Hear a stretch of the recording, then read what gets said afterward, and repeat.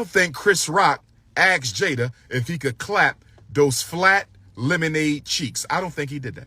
Are you trying to get Will Smith to divorce you so you can take half of his fortune? Before all the controversy surrounding Will and Jada Smith, Jada's been embarrassing Will Smith on a big stage, man, with her book, saying all kinds of wicked stuff, about her husband, and just about herself as well. But this time, the King Kong of consciousness chimed in, and he had something to say about Jada Pinkett and this whole situation. So Umar Johnson, he tapped in. Let's check out what Umar Johnson had to say, man. Now, Jada Pinkett Smith, my beautiful African queen from Baltimore. Shout out to my Baltimore Africans. Shout out to I will be coming to Baltimore soon. Shout out to my Baltimore. Travis Hunter just came back from an injury. You got to give him some time to work himself back in. He scored a touchdown. He also stopped a lot of good passes. I like Travis Hunt. Wait a minute. I like him as an athlete, but I do believe Travis is bunny hopping. And Travis, if you're listening to your big brother King Kong consciousness, please stop bunny hopping, my brother. She's taking away your melanin energy. She's taking away all of your melanin energy, my brother. Travis, you have to stop bunny hopping, my brother. She's taking your melanin juices out of you, my good brother. Now, let me talk to Jada Pinkett Smith. Jada Pinkett Smith, I am so tired of you embarrassing my brother Will Smith. Miss Jada Pinkett Smith, I am so tired of you embarrassing my brother Will Smith. Every time you get in front of a TV, you got to do some disrespectful shit that is unbecoming of a wife. The things you say out of your mouth, Sister Jada. The things you say out of your mouth, Sister Jada Pinkett Smith, I don't think they need to be said. You already had my man go up there and smack the dog shit out of Chris Rock. You already had my man go up there and smack the dog shit out of Chris Rock, which caused him to be suspended from the Oscars for about a year. Not that we care. Because when Queen Mother Ancestor Hattie McDaniel won an Oscar, when Queen Mother Ancestor Hattie McDaniel won an Oscar, when Queen Mother Ancestor Hattie McDaniel won an Oscar, she couldn't even come out front to receive her Oscar. I think they brought the Oscar to her backstage. So I don't give a damn about no Academy of Coons Awards. I don't care nothing about the Academy of Coon Awards. I want to make sure we understand that. I could give a damn about the Academy of Coons Awards. Let's just be very clear. That damn statue is the statue of a slave master. So I'm not concerned about that. But you could have diffused that situation a little bit better. Now you turning around telling the world that Chris Rock wanted to clap your flat ass cheeks. First of all, Jada, no disrespect because you're a beautiful woman in the face. But you ain't got no body. You ain't 5'5", thick in the thighs by no stretch of any man's imagination. Now, if Chris Rock told you he wanted to clap your cheeks as a get back at, and Chris Rock, you was out of line for doing that, but I can understand Will Smith embarrassed you, so you want to get him back by clapping his wife's cheeks. I understand. But Jada, what did you do in response to Chris Rock asking to clap your cheeks? Why did Chris Rock feel so comfortable to ask you if he could clap your cheeks? See, when a woman comes to you, black fellas, I hope my brothers is listening to me. I hope all my African alpha males, I want all my unapologetically African alpha males to listen to your big brother, Dr. Umar, right now. I want all of my anti-snow bunny, unapologetically African alpha males, I want you to check into your big brother, Notorious RBG, one time. If your woman ever come home saying that a man solicited sex from her in a very private manner, not vulgar, not boisterous, not out loud, not disrespectful. If a man pulled your woman to the side and solicited sex from your woman, you got to be a little suspicious. If a man pulls your woman to the side and solicits sex from your queen, you got to be a little suspicious. If a man pulled your wife to the side and solicited sexual relations with your woman, you got to be a little suspicious. What did she do to make him so comfortable, feeling like he can make it advance? What did she do that made him so comfortable that he felt like he could make a sexual advance? Is this not suspicious? Is this not suspicious? Is this not suspicious? And I'm going to be honest with y'all. I give Chris Rock a little bit too much credit. I don't think Chris Rock asked Jada if he could clap those flat lemonade cheeks. I don't think he did that. I don't think he did that. I do not think Chris Rock asked Jada if he could clap those flat cheeks of hers. I don't think he did. But why announce that to the world?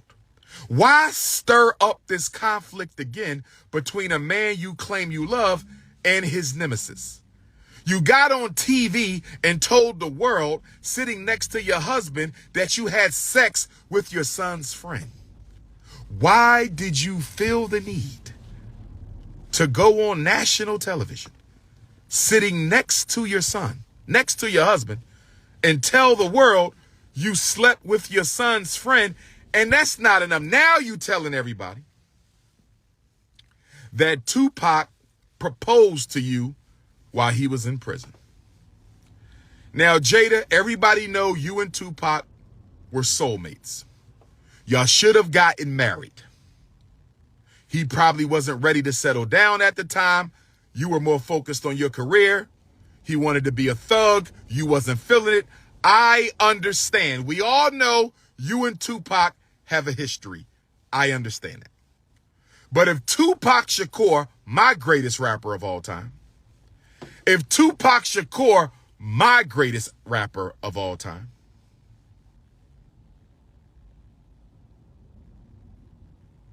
if Tupac Shakur proposed to you in prison, Jada, he might have. I don't believe it's impossible that he could have proposed to you. But what I do find impossible is you waiting 25 years to tell the world that Tupac proposed to you. Are you trying to get Will Smith to divorce you so you can take half of his fortune and just separate from Will and do your own thing? I'm kind of getting the feeling, Sister Jada. I'm kind of getting the feeling, Sister Jada. I'm kind of getting the feeling, Sister Jada, that you want Will to divorce you, but you don't want to ask for the divorce. You need it to be initiated by Will because you know how much people would have a problem with you running off with half of that black man's fortune that you did not help build. So you trying to piss Will off so much and frustrate my West Philadelphia brother so much that he just throw his hands up and say, I can't take it no more with this woman. Give her half and give me peace. I think Jada simply wants Will Smith to throw up his hands and say, give her half so y'all can give me peace. I simply believe she wanted to throw up she want Will Smith to throw up his hands and say, give her half so you can give me peace. I don't want Will Smith to do that. Will Smith, if you're watching your brother, I don't want you to do that. It is cheaper to keep her. Jada not taking half your fortune, my brother. No, sir. We're not doing that. I know she's not a snow bunny, but she still ain't taking half of your fortune. We're not doing that. Stay legally married to her, but move on with your life. Stay legally married to her, but move on with your life. Because what we ain't going to do is give her half your money so she can run off doing whatever the hell she want with your damn money. Nah, we're not doing them. We're not doing that. We're not doing that. But I'm going to be honest with y'all. I believe Brother Will loves his wife. I'm going to be honest with y'all. I believe Will Smith loves that woman. I'm giving y'all the real. I'm giving y'all the real. I think he loved that woman. And she knows it. And I think she's using it to piss him off. I don't know what's going on in their life. I don't know if he done something to piss her off. I don't know what's going on. But nobody's wife should constantly be exposing things that should be kept behind a closed door between a man and a woman. Now, I know she got the new book coming out. Jada, you got the new book coming out. I see you got the new book. You want to sell some books. So I know a lot of this stuff, like Tupac proposed to you, that's all coming out now because you want to sell some books. I understand. But Jada Pinkett, I love you, my sister. Set It Off was a classic. Set It Off was a classic. What was the other one she was at with Old Dog? What was that? Minister Society was a classic, sister. You got a couple classic movies. Please fall back and act like you're act your age. Please fall back, Sister Jada Pinkett Smith, and act your age. And let me say this to Sister Jada. I'm going to say this to Sister Vivica. I love my Sister Vivica too. And I'm going to say this to all black women. Can y'all please stop getting face injections? Can y'all please stop getting face injections? Please stop getting face. Sister Jada Pinkett, you were a beautiful woman. You're still a beautiful woman. But Sister Jada, your face is stunningly beautiful. You always had a stunningly beautiful face. Why in the hell did you inject whatever you injected in your face that got your cheekbones looking like you just got out of a boxing match with Mike Tyson at 18 years old? What did you do to your cheekbones, Sister Jada Pinkett? Sister Jada Pinkett, is those cheek implants? Did you get lipo injections? What the hell did you do to your cheekbones? You look like you went 5 rounds with Mike Tyson. What did you do with your cheekbones? Vivica Fox, another beautiful African sister. Vivica Fox, what did you do with your cheeks? Your face was beautiful. It looked like you went 10 rounds with Devontae Tank Davis. You look like you went 10 rounds with Devontae Tank Davis. Black women, please stop messing with your face and your titties. Stop. Can we stop it? Knock it off, black. Well, stop. Why are beautiful women getting surgeries? Little Kim, drop dead gorgeous when she was with Junior Mafia. Drop dead gorgeous. Why? And I love Little Kim. Shout out to Little Kim. Shout out to Vivica. Shout out to Jada Pinkett Smith. I ain't got nothing against her, but I got a ride for my West Philly brother, Fresh Prince. Now, somebody told me the reason we have so many black female celebrities getting surgery. Somebody told me the reason we have so many black female celebrities getting surgery. Somebody told me why we got so many black women, period. Working class, middle class, upper class, bougie class, celebrity class. I was told the reason why so many black women are getting surgery is because the 40-something-year-olds feel the need to keep up with the 30-something and the 20-something-year-olds. Ladies, is that true? I'm talking to my Ifa Tunde Queendom chat. I'm talking to my Germaniacs. I'm talking to my ladies. Are y'all getting surgery because y'all feel the need to keep up with looking young with the 30 and the 20-year-olds? Can somebody tell me? Miss Armsfield said yes. Destiny said, Dr. Umar, you are so fine and so knowledgeable. And yes, I'm a black queen with natural locks. Yes, it is. Divine Melanin 92 said, yes, it is. Keeney J said it's not. Tabitha Montgomery said that ain't got nothing to do with it. The Real Forever Grace said, I'm 45 and I'll never do it. Miss Melanin Cheek said, I think they are doing it. Listen. It's self-hate. This is what I want to say to my African queens in your 40s. To my African queens in your 40s. Listen. You will never be able to compete physically with a 27-year-old. You can't. You understand me? Even with an artificial body, you can't. Now, here's what I want to understand with my 40 and 50-year-old queens. Why are you trying to compete? I have no desire to compete with my 20-year-old brothers. I have no desire to compete with my 27-year-old brothers. I have no desire to compete with my 30-year-old brothers. I have no desire to compete with my I have no desire. I love who I am. I love my age. I'm glad I'm still on this planet to fight for African liberation. Black women, you got to change your thinking.